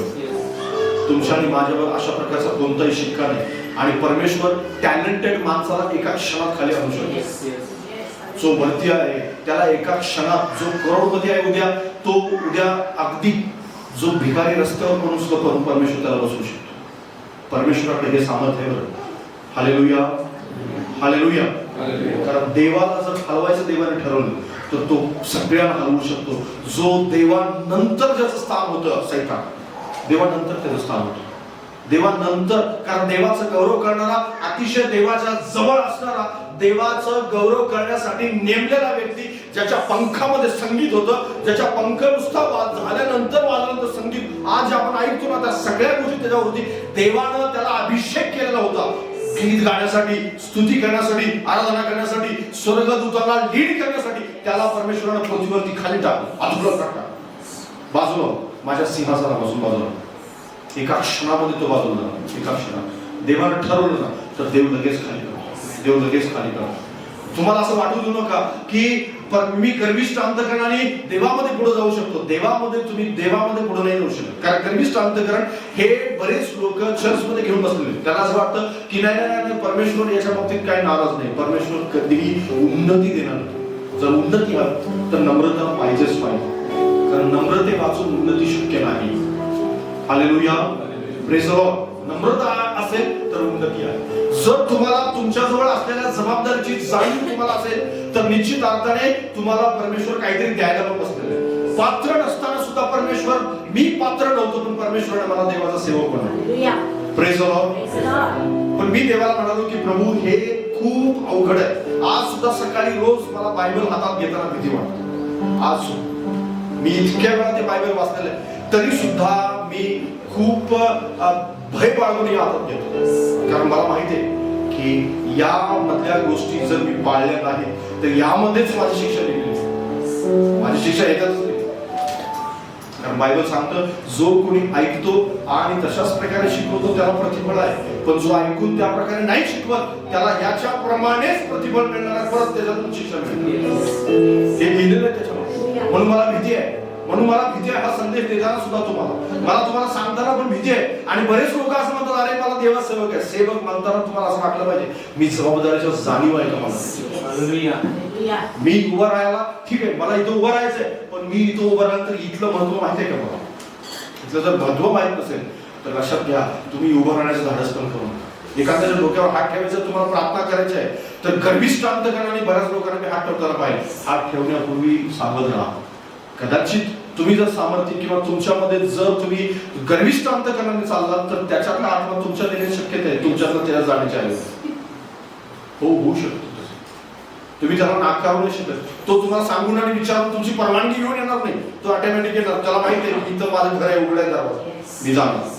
त्याला जो गर्विष्ठ आहे त्याला दरवाजा उघडा ठेवला असतो सैतानाचा सरळ तो आतमध्ये. कारण गर्व कुणाचा स्वभाव आहे?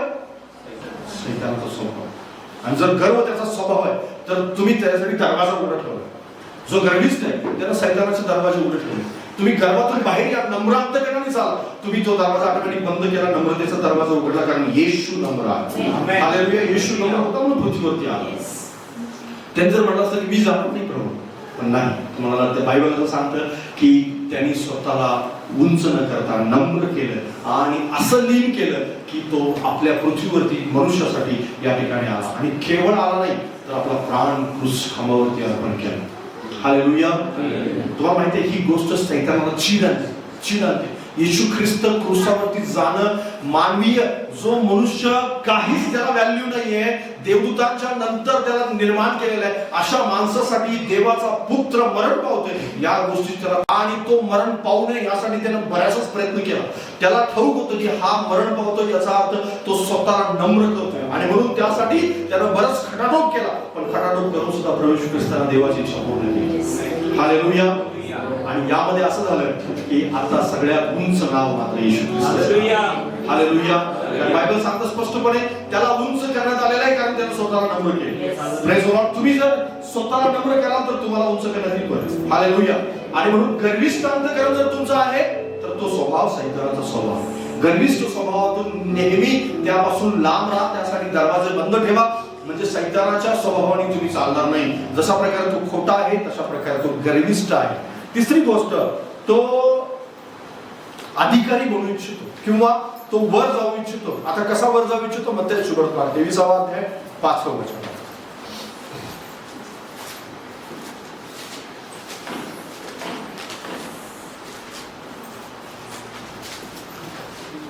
23:5.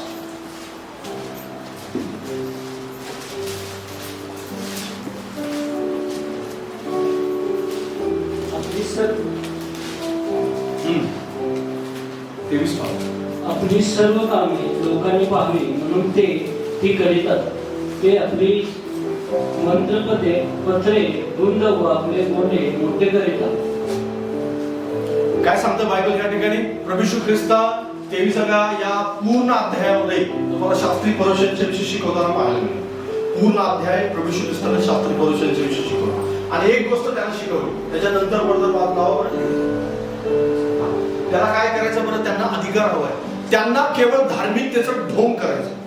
बाजूला सांगा, सैतान केवळ धार्मिकतेचं ढोंग करतो, पण खरोखर तो धार्मिक नाही. शास्त्री पुरुष धार्मिकतेचं काय करत होते? ढोंग करत होते. आज चर्चेस अशा लोकांनी भरलेत ढोंग करणार. तुम्ही उपवास करताय, आनंदाची गोष्ट आहे. उपवास करणं वाईट नाहीये, पण उपवास करत असताना तुम्हाला ही जाणीव झाली पाहिजे की मी उपवास माझ्या प्रभूसोबतचं माझं एक नातं आहे आणि तो जितका राहील तितका गुप्त राहिला पाहिजे. जितका राहील तितका तुम्ही त्याला गुप्त ठेवायचा प्रयत्न करा. तुम्ही त्याला देवाशी निगडीत ठेवायचा प्रयत्न करा. लोकांच्या पासून त्याचं रिलेशन पूर्णपणे बाजूला करा. प्रभू येशू ख्रिस्तानं गुप्ततेच्या बऱ्याचशाच गोष्टी बायबलमध्ये का सांगून ठेवल्या माहिती? गुप्त प्रार्थना, गुप्त उपवास, गुप्त दानार्पण, हे सगळं का सांगितलं? कारण त्याला माहिती आहे येणाऱ्या दिवसामध्ये अशी लोक येतील की या सगळ्याचा बाजार मांडला जाईल, या सगळ्याचा एक लोकांसमोर प्रदर्शन केलं जाईल आणि लोक म्हणतील बघा मी काय करतोय प्रभूसाठी, बघा माझा उपवास किती आहे, बघा माझ्या प्रार्थना किती आहे. कारण हेच तर धार्मिकतेमध्ये जास्त महत्वाची गोष्ट आहे. प्रार्थना, उपवास, दानार्पण हे सगळं धार्मिकतेमध्ये जास्त महत्वाचं आहे. त्याच्यावर जास्त फोकस केलं जातं आणि ते जास्त लपवून ठेवलं पाहिजे. त्याचं प्रदर्शन जास्त मांडलं जातं. जितकं प्रदर्शन आधी तितकं सैतानाचा स्वभावाने ते केलं जातं, हे लक्षात ठेवा. जितकं प्रदर्शन कमी तितक्या प्रकारे तुम्ही जितकं गुप्त ठेवा त्याला परमेश्वर येणाऱ्या दिवसामध्ये तुमच्या प्रतिफळ देत असताना मात्र परमेश्वर कधीही उघड देतो. परमेश्वर कधी गुप्त प्रतिफळ देत नाही. परमेश्वर उघडच प्रतिफळ देणार आहे. पण आत्मिक काम मात्र नेहमी गुप्त पद्धतीने केलं गेलं आहे आणि शास्त्री पुरुषी कधीही ते गुप्त पद्धतीने करत नव्हते. म्हणून येशू ख्रिस्त त्यांना काय म्हणाला? तुम्ही ढोंग्यांसारखे करता, तुमच्या वस्त्राचे गोंडे मोठे मोठे करता. त्या काळामध्ये प्रथा होती की जितका तो धार्मिक त्याचे गोंडे अधिक. जितकं जास्त धार्मिक, जितकं जास्त उपवास करणारा त्याच्या वस्त्राला गोंडे अधिक लावायचे, गोंडे लावले जायचे, जास्त गोंडे लावतात. आजकाल चर्चेस मध्ये पांढरा शर्ट घातला की जास्त धार्मिक असं म्हटलं जातं. जास्त डिसेंट, इस्त्री वगैरे करून इन्शर्ट करून आलेला हा अत्यंत डिसेंट व्यक्ती. पण प्रभू येशू ख्रिस्त कधी इन्शर्ट, डिसेंट, सेंट, त्याच प्रकारे पांढरा शर्ट या गोष्टी काहीच पाहत नाही. परमेश्वर म्हणतो मला तुझा अंतःकरण पाहू दे, मला तुझ्या हृदयात काय लपलेले पाहू दे. आणि येशू ख्रिस्त हृदय पाहणार. तुमचे हात उंचावणं हे त्याला हात उंचावण्यापेक्षा हृदय दाखवणं जास्त महत्वाचं आहे. लक्षात घ्या, तुम्ही गुप्त रीतीने किती प्रार्थना करताय याला जास्त महत्व आहे.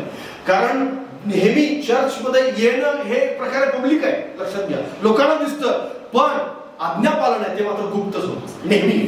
कधी आज्ञापालन हे उघड लोकांना दिसत नाही. आज्ञापालन ज्या वेळेस तुमच्यावर एखादं पापाचं आक्रमण होतं त्यावेळेस तुमची कृती काय असते, ज्यावेळेस तुम्ही व्यक्तिगत प्रार्थना करताय त्यावेळेस तुमच्या प्रार्थना काय असतात, ज्यावेळेस तुम्ही उपवास करता त्या उपवासाचं प्रदर्शन कशा प्रकारे मानलं जातं की नाही मानलं जातं, या गोष्टी त्या ठिकाणी पाहिल्या जातात. आणि हे केवळ देव पाहत नाही, हे सैतान सुद्धा पाहतात. हे केवळ देव नाही पाहत. तुम्हाला वाटत असेल की देवच केवळ पाहतो, नाही, लोक पाहतात, लोक तर पाहतात, पण देव सैतान मात्र बारकाईने पाहतो की मला संधी आहे का शिरायची आतमध्ये ढोंगाच्या स्वरूपात, तर तो शिरणार. आणि बऱ्याच चर्चेच्या विश्वासणाऱ्यांना सैतानाने ढोंगी करून ठेवले, धार्मिकतेच्या मुखवट्याने भरले. आणि मुखवटा जिथं आहे तिथं लक्षात घ्या सैतानाचा स्वभाव आहे.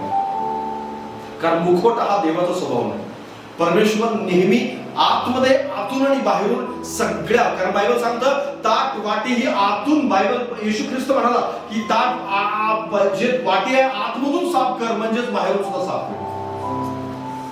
आतून आणि बाहेरून साफ करायला परमेश्वर महत्व देतो. शास्त्री पुरुष कशाला महत्व द्यायचे? पाय धुण्याला, हात धुण्याला आणि डोकं धुण्याला, अंघोळ करण्याला या महत्व द्यायचे. आणि ते म्हणायचे शिष्याला, बघ तुझे शिष्य हात नाही धुत, पाय नाही धुत, बरेच काही काही करत नाही. पण येशू त्याला म्हणाला आतून वाटी साफ करा अगोदर आणि मग बाहेरून ऑटोमॅटिक साफ होईल. Praise the Lord, hallelujah. आज येशू ख्रिस्त तुम्हाला मला बाहेरून आणि आतून स्वच्छ करू इच्छितो. आणि असं स्वच्छ करू इच्छितो की आपलं जीवन हे दुसऱ्यांसमोर आणि प्रभू समोर आणि सैतानासमोर सुद्धा असं दिसलं पाहिजे की आतमध्ये प्रवेश करायला जागा नाही. Praise the Lord. दरवाजा सैतानासाठी बंद आहे. त्याला माहिती आहे की हा ढोंगाने चालणारा नाही तर प्रामाणिकपणे चालणारा व्यक्ती. हालेलुया. बऱ्याच लोकांना आज तुम्ही त्यांचं पाप सांगू शकत नाही. विश्वासणाऱ्यांना पाळक पाप नाही सांगू शकत असेल. पाळक त्यांची भविष्यवाणी तू पापात असं सांगत नाही, सांगू शकत नाही. पाळकात दोन बंद केले विश्वासणाऱ्यांनी. का बंद केले माहिती? कारण त्याला ढोंगी सांगायचं. बऱ्याच चर्चेस मध्ये अटकाव आहे पास्टरला पापाविषयी संदेश देण्यासाठी. त्याला बंदी आहे. त्याला बंदी आहे, जे वाईट वाटेल कानाला अशा प्रकारे ऐकवण्यासाठी बंदी आहे. बऱ्याच चर्चेस मध्ये का बंदी आहे माहिती आहे? कारण विश्वासणारा ढोंग आवडतं आणि सैतानाला ढोंग आवडतं. विश्वासणारा आवडत नाही ते सैतानाला आवडतं, म्हणून सैतानाला त्यांना त्यांच्यासोबत करू नये. तू चर्चमध्ये जातोस का? जा. बसतोस का तिथं? बस. हातवर करतोस का? कर. प्रार्थना तिथं जोराने ओरडतोस का? ओरड. प्रार्थना करतोस का? जोराने कर. काय हरकत नाही माझी, पण अंतकरण मात्र माझं आहे. सैतान असं म्हणतो विश्वासणारा हे जे बोलतोय ना, ते मी तुम्हाला सांगत आहे. सैतान जे लोकांशी बोलतोय ना त्या गोष्टी, मी केवळ तुम्हाला असं म्हणत नाही, इतक्या वर्षाचा मिनिस्ट्रीचा अनुभव आहे मला माहिती आहे लोकांच्या अंतकरणामध्ये काय चाललेलं असतं. अंतकरणामधल्या गोष्टीवर जास्त तुम्हाला फोकस केला पाहिजे. मी म्हणत नाही की हात उंचवू नका, मी म्हणत नाही ओरडू नका, मी म्हणत नाही की नाचू लावू नका, सगळं तुम्ही करा हे, पण याबरोबर तुमचं अंतकरण इतकं स्वच्छ ठेवा. या सगळ्यापेक्षा अंतकरण जास्त महत्त्वाचं आहे. Praise the Lord. हालेलुया. हा तुमचा अंतकरणात सुद्धा हात उंचावले गेले. Praise the Lord. प्रार्थना करा, अंतकरणापासून प्रार्थना करा, की अंतकरणात सुद्धा प्रार्थना झालीच पाहिजे. हालेलुया. मी इथं ओरडतो, पण घरात सुद्धा त्याच अत्यंत प्रामाणिकपणे मी प्रार्थना करतो. हालेलुया. मी इथं ओरडतो जोरात आणि घरात बाहेर शिव्या देतो, तर याला काहीही अर्थ उरत नाही. कारण सैतानासाठी दरवाजा उघडा आहे. त्याला माहित आहे डोंगे, त्याला माहित आहे केवळ अधिकार पाहिजे, केवळ धार्मिकतेचं त्याला एक असं पाहिजे, मुकुट पाहिजे, धार्मिकतेचं मुकुट केलं.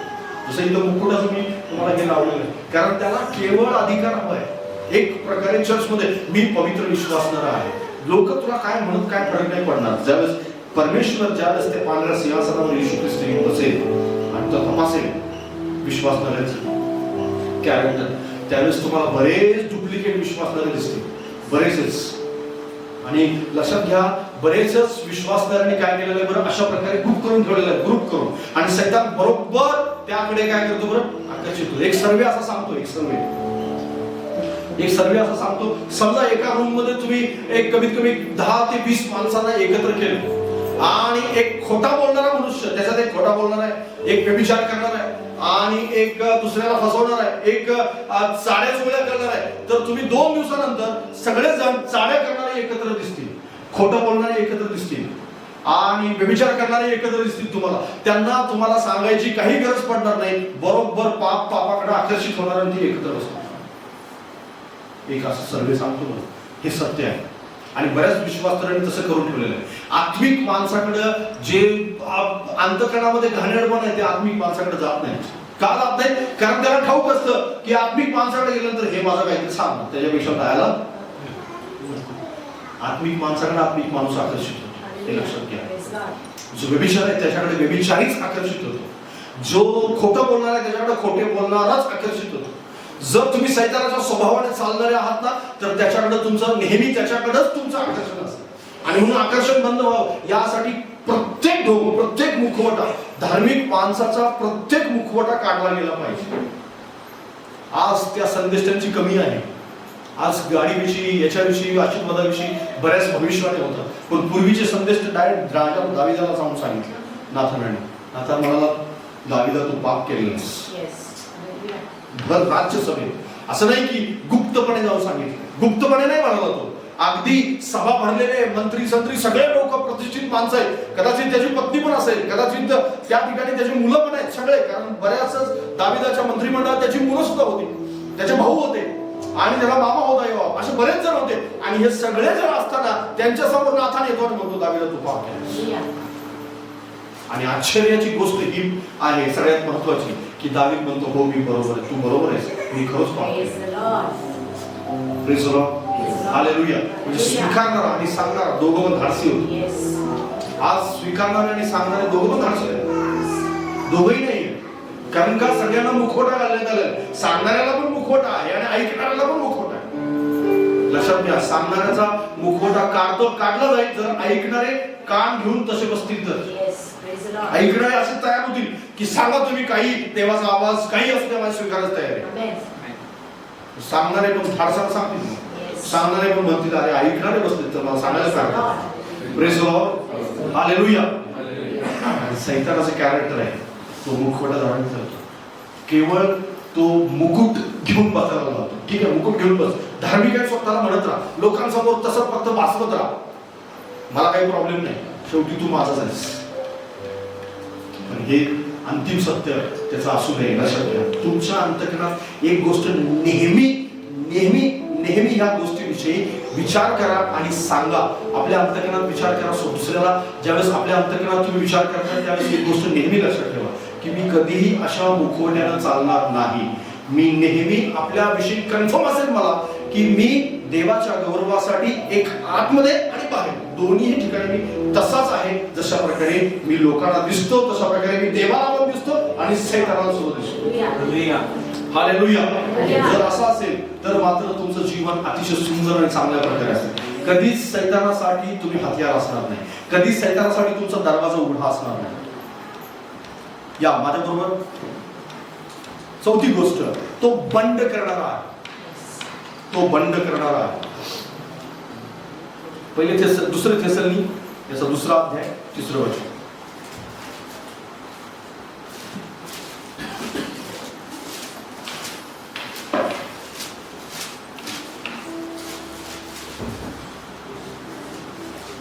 दुसरे थेसलनी 2रा अध्याय 3रं वचन वाचा. किंवा यहुदा 1:11 यहुदा 1:11 लिहिलेले तिथे आहे का? हा, यहुदा 1:11. विद्रोही आहे, हिंदीमध्ये विद्रोही म्हणतात तर यहुदा 1:11 वाचा. ते खूप समर्पक असं उत्तर आहे. वचन हा वाचा. त्याची केवढी दुर्दशा होणार, कारण ते कायद्याच्या मार्गाने चालले, द्रव्यासाठी बलामाच्या भ्रांती मार्गात बेफामपणे घुसले आणि पहरासारखे बंड करून त्यांनी आपला नाश करून घेतला. त्याच्या अगोदरचं स्लाइड लावा. तो काय आहे? विद्रोही आहे. विद्रोही म्हणजे बंड करणार. बाजूला सांगा, सैतान बंड करणार आहे. त्याचा स्वभाव आहे बंड करणे. अधिकाराविरुद्ध, देवाविरुद्ध त्याने बंड केला. देवाच्या स्वर्गाविरुद्ध त्याने काय केलं? बंड केला. जर तुमच्यामध्ये बंडाचा स्वभाव आहे तर तो सैतानाचा स्वभाव आहे. बंड नेहमी, विद्रोह नेहमी हा सैतानापासून आहे. देवापासून विद्रोह कधीच नाही. देव अधिकाराच्या अधीन राहायला लावतो. देवाचा मार्ग हा अधीनतेचा मार्ग आहे. बाजूला सांगा, देवाचा मार्ग हा अधीनतेचा मार्ग आहे. पण सैतानाचा मार्ग मात्र बंडाचा मार्ग आहे. जो विद्रोह करतो तो बंड करतो. जो सैतानाचा स्वभावाने चालणारा मनुष्य, त्याच्यामध्ये सैतानासाठी त्यांनी दरवाजा उघडा ठेवलेला आहे. कारण बरेच लोक, जशा प्रकारे इथं आपण वाचलं, कोरहाचा वाचलं, त्याच्यानंतर काईनाचं वाचलं, आणि असे बरेच लोक आहेत बायबलमध्ये की ज्यांनी अधिकाराविरुद्ध, त्यांच्यावर ठेवलेल्या परमेश्वराच्या लोकांच्या विरुद्ध बंड केलेला आहे, विद्रोह केलेला आहे. आणि विद्रोह करून त्यांनी देवाविरुद्ध बंड करून एक प्रकारे देवापासून श्राप आणि देवापासून वेगळ्या प्रकारचा नाश त्यांच्यावरती ओढवलेला.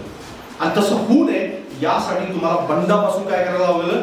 स्वतःला सुरक्षित ठेवावं लागेल. बरेचसेच लोक बंडाच्या बाबतीत इतके किंवा विद्रोह करण्याच्या बाबतीत इतके सावध नसतात. त्यांना असं वाटतं की मी जर चुकीचं होत आहे तर मी बोलत आहे, चुकीचं होत आहे तर मी बोलत आहे. तुम्हाला माहित आहे बायबलमध्ये अशा बऱ्याचशाच ठिकाण आहेत, अशी बरीचशी जागा आहेत, असे बरेचसेच वेगवेगळे प्रसंग आहेत की ज्या ठिकाणी परमेश्वराचा निर्णय लोकांना आवडला नाही, लोकांना तो प्रिय वाटला नाही, तरी सुद्धा देवाच्या लोकांनी त्या निर्णयाला सहमती दर्शवलेली आहे. बाजूला सांगा, देवाचा निर्णय कधीच लॉजिकली नसतो, लॉजिकली योग्य नसतो. लॉजिकली म्हणजे जे लॉजिक मध्ये बसत नाही ते. आज आपण वचन वाचलं, जे आंधळ्याचे डोळे येशू ख्रिस्तानी बरे केले, आणि आंधळ्याचे डोळे बरे केल्यानंतर त्याला त्याच्या आई वडिलांना बोललं जाते आणि आम्हाला माहित नाही कसा बरा झाला. तो मात्र म्हणतो अरे त्यांनीच माझे डोळे उघडले. पण येशूला मात्र माहिती होतं की लोक काय करतायत, आणि तो बोलता बोलता एक गोष्ट मात्र बोलतो की युगाच्या आरंभापासून आतापर्यंत आंधळ्याचे डोळे कुणालाही उघडता आलेले नाही, कुणालाही उघडता आलेले नाही. लॉजिकली हे शक्य आहे का की आंधळ्याचे डोळे उघडले? लॉजिकली कुठल्याही मेडिकलच्या भाषेत हे काही बसत नाही. पण बायबलमध्ये लिहिलेले की येशूने चमत्कार केला, आणि चमत्कार केला. आपण बायबलवर विश्वास ठेवतो. याचा अर्थ मी बायबलला मानणारा मनुष्य आहे, बायबलवर विश्वास ठेवणारा, मी बायबलमध्ये लिहिले ते सत्य आहे. हालेलुया. म्हणजे येशूने चमत्कार केला म्हणजेच काय, आज सुद्धा माझ्या जीवनामध्ये काही चमत्कार होत असेल तर येशू करू शकतो हे बायबलमध्ये लिहिले, म्हणून माझा त्याच्यावर विश्वास आहे. पण सैतान मात्र त्याच्यावर अविश्वास दाखवायला भाग पाडतो आपल्याला. म्हणजेच काय, देवाविरुद्ध तो बंड करतो. लक्षात घ्या, ज्यावेळेस तुम्ही अविश्वास दाखवता त्यावेळेस देवाविरुद्ध केलेलं बंड असतं.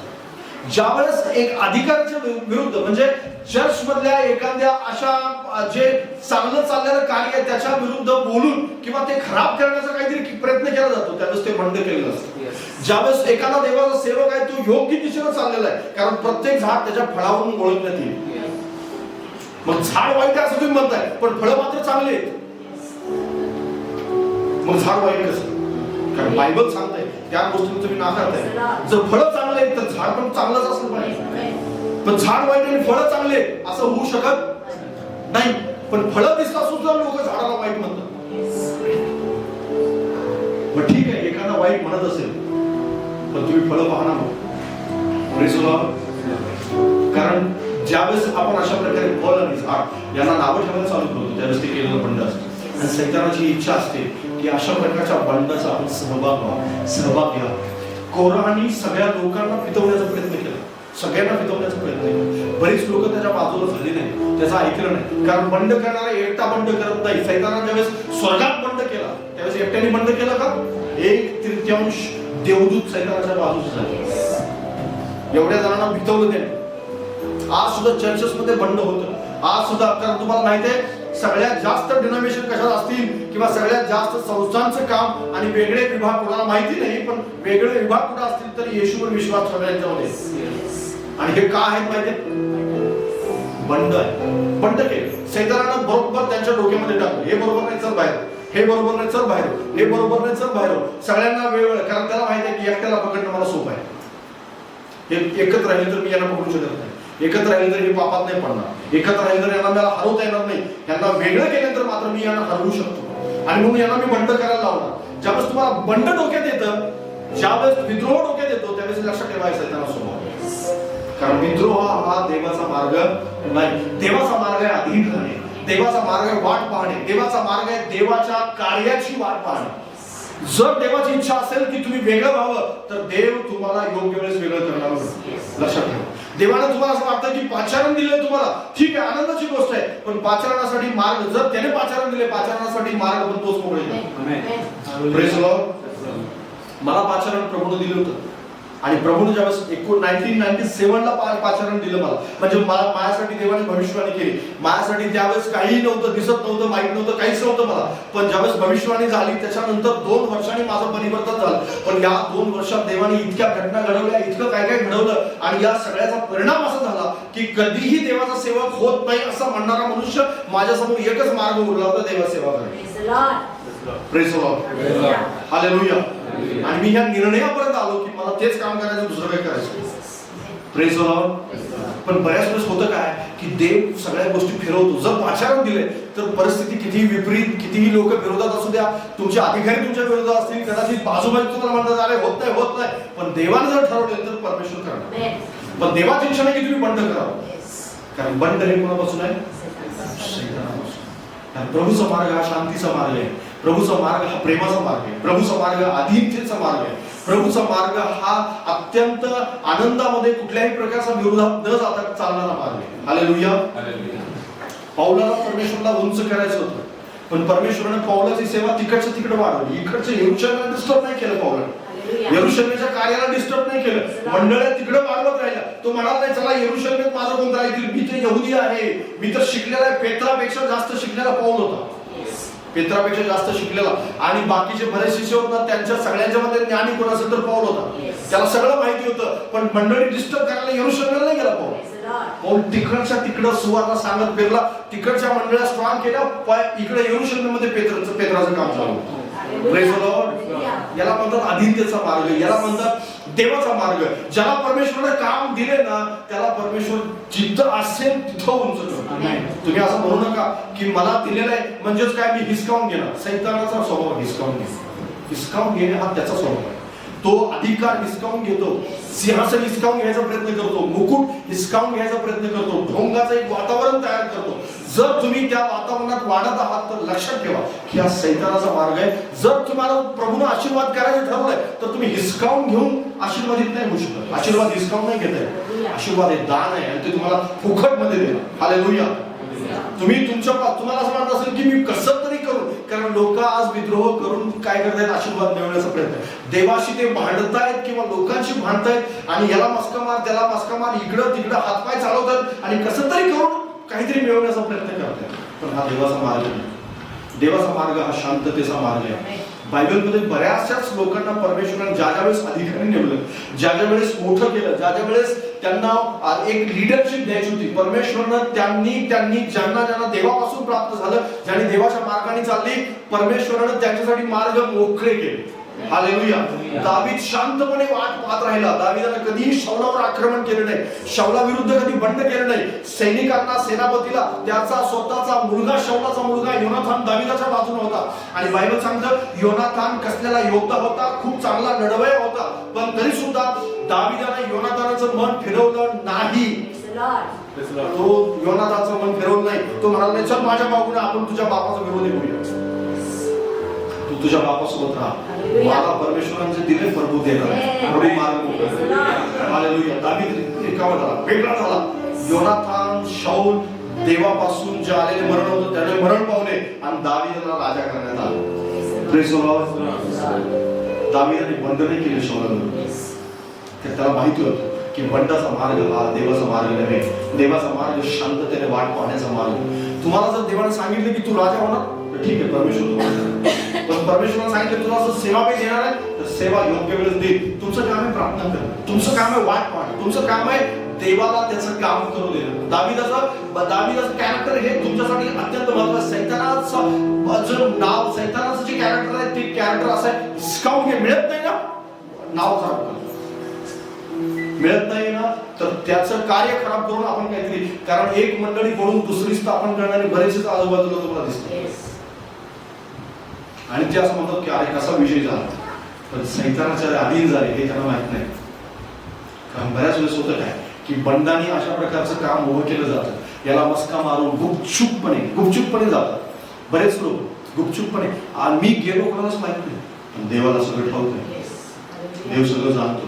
एक दिवस शोक टिकला झाला, एक दिवस सगळ्या गोष्टी तपासल्या झाल्या की तू गेला होतास, या कुटुंबाला मिळवलं, हा कुटुंब तुझ्या बाजूने, याचं मन तू तुझ्या बाजूने फिरवलंस, पण कसं फिरवलं? गुप्त पद्धतीने, चुकीच्या पद्धतीने. देवाचं काम चुकीच्या पद्धतीने कधीच होत नाही. देवाचं काम हे पवित्रतेच्या पद्धतीनेच होतं. देवाचं काम बायबलच्या पद्धतीनेच होतं आणि त्यामध्येच आशीर्वाद आहे आणि त्यामध्येच देवाचा खऱ्या प्रकारची उपस्थिती आहे. हालेलुया. पण देवाचंच काम लोक काय करतायत बरं? बंडाच्या मार्गाने, सैतानाच्या मार्गाने करायचं प्रयत्न. बंडाच्या मार्गाने देवाचं काम तुम्ही करू शकत नाही. आणि म्हणूनच मी तुम्हाला बरीच उदाहरणं का सांगतो माहिती, कारण बायबलमध्ये बऱ्याच गोष्टी लिहिलेल्या आहेत. आणि म्हणून बंड हे सैतानाचा मार्ग आहे. आणि कारण बंड हे त्याचा स्वभाव आहे आणि त्याचा स्वभाव ज्यावेळेस तुम्ही बंड तुमच्या डोक्यात येईल त्यावेळेस लक्षात ठेवा, सैतानाचा स्वभाव. मला अधीनतेचा मार्ग निवडायला सांगितले. अधीन राहा. परमेश्वराने तुम्हाला द्यायचं ठरवलं तर जगाला कोणता मार्ग अडवू शकत कोणतंच नाही. कारण बायबल सांगतं स्पष्टपणे, जो दरवाजा देवाने उघडला तो कोणी बंद करू शकत, आणि जो देवाने बंद केला त्याला कोणी उघडू शकत नाही. कोणीच नाही उघडू शकत. ना सैतान, ना जगातला कोणती शक्ती, नाही कोणतं सामान, कोणीच नाही त्याला उघडू शकत. पण देवाने जर उघडला तर जगातली कोणती पावर त्याला बंद करू शकत. हालेलुया. संकट येतील, अडचणी येतील, समस्या येईल, सगळं होईल, पण त्यावरती विजयी कोण होणार? बायबल सांगतं अधोलोकाचे फाटक माझ्या मंडळीवर विजय होणार नाही. जर देवाने सांगितलं तर होणार नाही. हालेलुया. जर तुम्हाला देवाने सांगितलं सेवा करणार, माझ्या जीवनात संकट आलेले आहेत का, माझ्या जीवनात समस्या आलेली आहेत का, सेवा दूर करण्यासाठी मी ज्यावेळेस सेकंड इयरला बायबल कॉलेजला जाणार होतो ना, मला रेल्वे स्टेशनचं तिकीट, मी रेल्वेचं तिकीट काढले नागपूरचं, रेल्वेत बसणाऱ्या स्टेशनवर एका माणूस आला आणि त्याने मला थांबवलं, मला जाऊ दिलं नाही. सगळे माझ्याबरोबरचे ट्रेन मधून गेले, पण मी एकटाच खाली गेलो.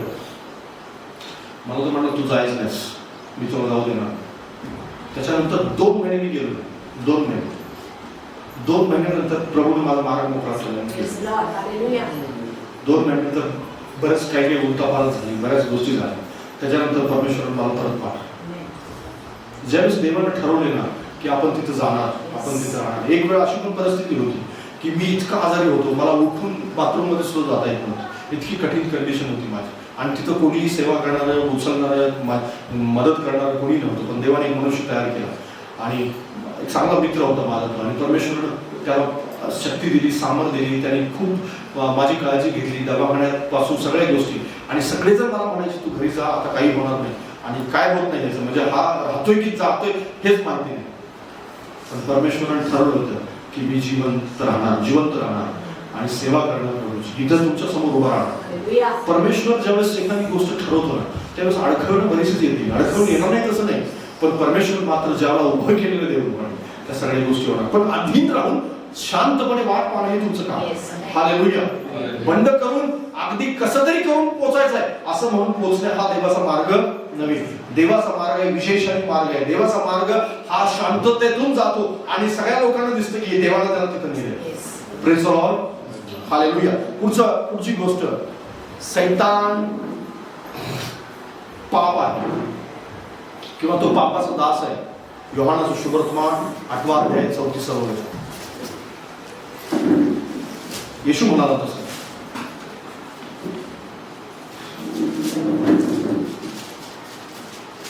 हे शेवटचं भाग आहे, आपण बंद करूया. योहान 8:34. बरोबर 8:34.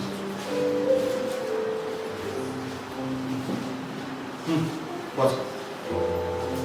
येशूने त्यांना उत्तर दिले, मी तुम्हाला खचित सांगतो, जो कोणी पाप करीतो तो पापाचा दास आहे. जो कोणी पाप करतो तो पापाचा दास आहे. बरोबर सांग. जो कोणी पाप करतो तो पापाचा दास आहे. आणि सैतानाची इच्छा की तुम्ही पापाचा दास होऊन राहा. आणि म्हणून पाप हे सैतानापासून आहे आणि जो कोणी पाप करतो तो त्याचा दास आहे. ज्यावेळेस तुम्ही पाप तुमच्या जीवनातून काढून टाकत नाही त्यावेळेस तुम्ही त्याचा दास झालेले असतो. आणि म्हणून पाप हे त्याच्यापासून आहे. पाप त्याच्यापासून निर्मित होतं किंवा त्याच्यातून तशा प्रकारचे परत दारू लपवण्यासाठी परत खोटं बोलणं आलं. परत खोटं बोलण्यासाठी आता जमा तर केलेलं आहे भरपूर, खर्च कुठं करायचं, चांगल्या कामात तर खर्च नाही करू शकत, मग ते करण्यासाठी परत व्यभिचार आला. म्हणजे पापाने पाप वाढत एक आलं की दुसरं त्याला जोडून येत राहणार हे लक्षात घ्या. आणि म्हणून जिथं मुळावरती घाव घातला पाहिजे, एक आले ना त्यालाच तिथंच कट केलं पाहिजे. तिथं जर कट केलं तर लिंक जी आहे ती लिंक तुटून जाईल एका क्षणामध्ये. लिंक येणारच नाही. जर तिथं आलाय फसवण्याचा मार्ग आलाय, तो फसवण्याचा मार्ग जर बंद केला तर त्याच्यानंतर ज्या गोष्टी येणार आहेत ऑटोमॅटिक टेन्शन येईल, त्याच्यानंतर त्याला जोडून दारू येईल, त्याच्यानंतर व्यभिचार येईल, असं बरंच काय काय येणार आहे. हे सगळंच कट होणार. आणि म्हणून सैतानाची इच्छा असते की मुळावर घाव घातला जाऊ नये. जिथं सुरुवात झाली तिथं बंद केलं जाऊ नये. त्याला वाटत असतं की मनुष्य सतत पापातच राहावं कारण त्याचा त्यात फायदा आहे. त्याचा फायदा काय माहिती आहे त्याला? त्याचा फायदा हा आहे की तो तुम्ही पापात राहिले नाही त्याचं नरकात जाणं जास्त लांबत राहणार. तो लवकर जाणार नाही नरकात. कारण जितकं तुम्ही पापात राहाल तितकं दिवस तो नरकात त्याचं जाणं जास्त वेळ लागणार आहे. तो लवकर नरकात जाणार नाही. आणि म्हणून तुम्हाला तो पापात ठेवतो यासाठी की त्याचा फायदा आहे. त्याच्यामध्ये त्याला सोबती हवे, त्याचा एक तो फायदा आहे. त्याला कोणतरी नरकात कोण हवे? सोबती हवे. आणि तुम्हाला तो सोबत नेऊ इच्छितो तिथे अग्नीमध्ये जळणारा कोणतरी सोबत पाहिजे. तशासाठी तो काय करतो बरं? पापातच माणसाला ठेवायचा प्रयत्न करतो. आणि म्हणून तुम्ही जर पाप वाढत आहे तुमच्या जीवनात, सुरुवात तपासा. कधीही त्याचा मूळ तपासा. कुठून सुरुवात झाली याची, नेमकी कशाने सुरुवात झाली याचं तपासा. तुम्हाला असं वाटतं की माझ्या घरामध्ये भांडण आहे, कोणामुळे भांडण झालं हे तपासा. कोण व्यक्ती आहे का, कुठली अशी गोष्ट आहे का, कुठलं असं माझं बोलणं आहे का त्याच्यामुळे वादविवाद होतं, भांडण होतं. माझ्या जीवनामध्ये व्यभिचाराने थोडं का प्रवेश केलेला आहे, कुठून प्रवेश केला तपासा. मोबाईल आहे का तो, कदाचित एखादा चित्रपट आहे का, एखादं अशा प्रकारचं माझं पाहणं आहे का, तपासा की नेमकं कुठून आलेलं आहे. त्याचा मूळ तपासा. मुळावर घाव काढला म्हणजे बाकीच्या सगळ्या पुढच्या गोष्टी ऑटोमॅटिक थांबतात. कारण मनुष्य पापाचा दास मुळावर घाव न घातल्यामुळे किंवा सुरुवात जिथून झाली ती बंद न केल्यामुळे होतो. बऱ्याचशाच गोष्टी तशामुळे होतात. दावीदाने ज्यावेळेस पाप केलं ना, पहिलं पाप काय केलं त्यांनी? एक आळसाचं पाप केलं. तो गेला नाही लढाईवर. हे त्याचं पहिलं पाप होतं. कारण तो लढाईवर गेला असता. कारण एक गोष्ट नेहमी लक्षात ठेवा, जितकं तुम्ही फ्री आहात तितकं तुम्ही पापासाठी मोठं प्रकारचं टार्गेट आहात. फ्री मनुष्य पापासाठी टार्गेट असतो. बाजूला फ्री मनुष्य पापाला टार्गेट असतो. फ्री म्हणजे काय? रिकामा टेकडाच व्हायला तो पापासाठी टार्गेट आहे. रिकामा टेकडे राहतो काय यासाठी? बिझी ठेवा स्वतःला. त्यासाठी कशामध्ये बिझी ठेवा? देवामध्ये बिझी ठेवा. कुठल्याही कामामध्ये असेल ना, काहीतरी करत राहा सतत. करत राहिल्याने तुम्ही काय होणार आहात? बिझी राहणार आहात. आणि बिझी राहिल्याने तुम्ही पापासाठी टार्गेट असणार नाही. Praise the Lord. दावीद रिकामा राहिला. तो नेहमी लढायला जात होता आणि लढायला सगळे गेले पण दावीद एकटा बसला. आणि ज्यावेळेस तो एकटा बसला रिकामा राहिला त्यावेळेस त्याने पाहिलं स्त्री. त्याच्यानंतर पाप केलं नाही. एक पाप झालं. एक पाप पहिलं ते केले रिकामा राहिलं. ते पहिली गोष्ट चूक होत गेली. त्यानंतर दुसरं पाप व्यभिचार केलं. लगेच त्याने दुसरं आता हे लपवायचं आहे. लपवायचं म्हटलं तर आता खोटं बोलावं लागेल. यावापाशी प्रथम खोटं बोललं. उरियाशी नंतर खोटं बोललं. त्याच्यानंतर खोटं बोलल्यानंतर त्यानं अजून एक पुढचा गुन्हा केला. उरियाचा खून करून टाकला. मारून टाकलं त्याने. पुढचा गुन्हा केला. आणि एवढं सगळं केल्यानंतर सुद्धा देवाजवळ क्षमा नाही मागितली. ते पण पाप केलं. आणि हे सगळं देवबापाने त्याच्यावर कृपा होती म्हणून उघड झालं. सगळ्यांच्यावरती अशी कृपा नसते. सगळेच वाचले जातात. सगळ्यांनाच देव नाथान संदेश तर नाही पाठवला. सगळ्यांजवळ पाठवलं तर आनंदाची गोष्ट आहे तुमच्याकडे. कारण तुमच्यावर कृपा आहे. मग तुमच्याजवळ नाथानाला पाठवलं आणि तुम्ही जर खरोखर नाथानाचं ऐकलं तर तुम्ही खूप धन्य आहात. हालेलुया. कारण बऱ्याच जवळ नाथानाला पाठवलं नाही.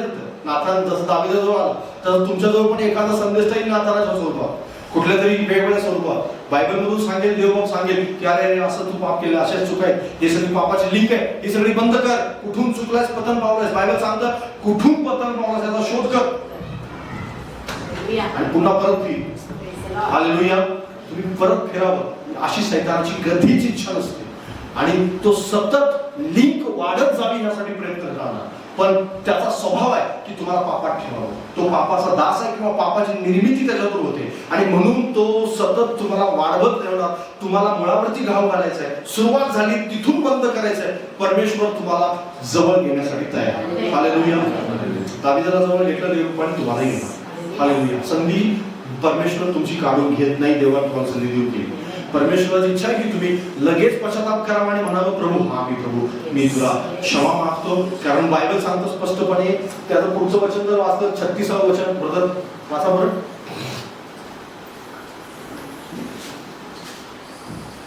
36 त्याच पुढचं 36 वचन आहे. लिहिले. हा. म्हणून जर पुत्र तुम्हाला बंधमुक्त करेल तर तुम्ही खरे खुले बंधमुक्त व्हा.